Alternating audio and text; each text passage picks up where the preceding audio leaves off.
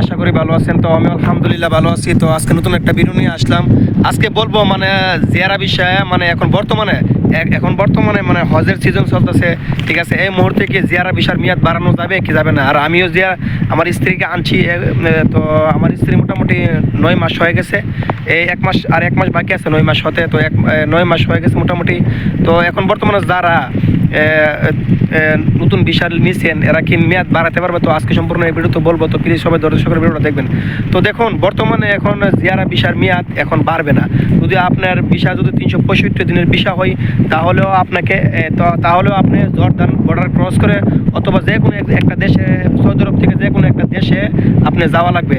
তারপর মানে রিটার্ন করে আবার সৌদি আরব ঢোকা লাগবে, তাহলে মানে আপনার জিয়ারা ভিসার মেয়াদ বাড়বে। তা না হলে আগে জিয়ারা ভিসার মেয়াদ মোবাইল থেকেই মানে বাড়ানো গেছে, 2-3 মাস আগে মোবাইল থেকে বাড়ানো গেছে। এখন বর্তমানে মোবাইল থেকে বাড়ানো অসম্ভব। আপনার যদি 365 দিনের ভিসা থাকে, বাংলাদেশ থেকে যদি 365 দিনের ভিসা দেওয়া হয়, মানে বাংলাদেশের যেখান থেকে ভিসার কাজ করেছেন, যারা ভিসার কাজ করেছেন আপনার স্ত্রীর জন্য, ওইখান থেকে যদি 365 দিনের ভিসার দেওয়া হয়, তাহলে কি আপনি বাড়াতে পারবেন। কিন্তু বর্ডার ক্রস করা লাগবে, যে কোনো এক দেশের, সৌদি আরব থেকে যে কোনো এক দেশের বর্ডার ক্রস করে তারপর আবার নতুন করে প্রবেশ করা লাগবে, ঠিক আছে। আর মোবাইল থেকে এখন বর্তমানে আফসরের মাধ্যমে, মুকিমের মাধ্যমে আপনি এখন বাড়ানো সম্ভব না। হয়তো কোরবানির পরে হয়তো এই সিদ্ধান্ত আবার নতুন করে দিবে, মোবাইল থেকে বাড়ানো যাবে। কিন্তু এখন বর্তমানে যারা জিয়ারা ভিসার মেয়াদ মোবাইল থেকে বাড়াতে চাইতেছেন এরা পারবেন না, কারণ ইম্পসিবল।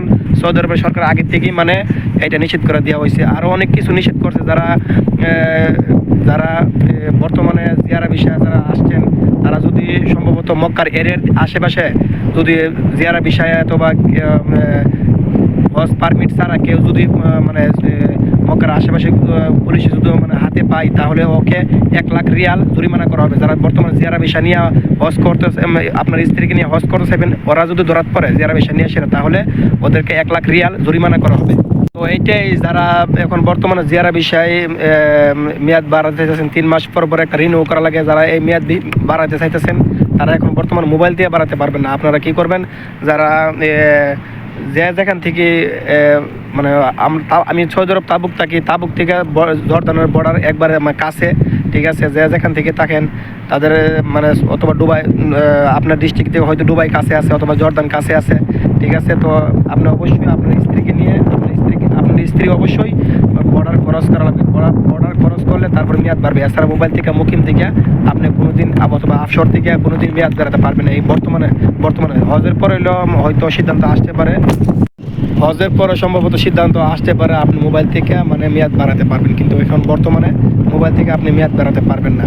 আপনি অবশ্যই, যদি আপনার ভিসা 365 দিনের হয়ে থাকে, তাহলে আপনি অবশ্যই বর্ডার ক্রস করা লাগবে। বর্ডার ক্রস না করলে, আপনার স্ত্রী যদি বর্ডার ক্রস না করে, আপনি যাকে জিয়ারা ভিসা দিয়ে আনছেন, ফ্যামিলি আনছেন, উনি যদি বর্ডার ক্রস না করে, তাহলে ওনার ভিসার মেয়াদ বাড়বে না। আর ভিসার মেয়াদ না বাড়লে অনেক মানে বিপদের মধ্যে আপনি পতিত হওয়া লাগবে। তো ভিডিওটা ভালো লাগবে সবাই লাইক করবেন, সাবস্ক্রাইবার করবেন। আর আমি থেকে সৌদি আরব তাবুক।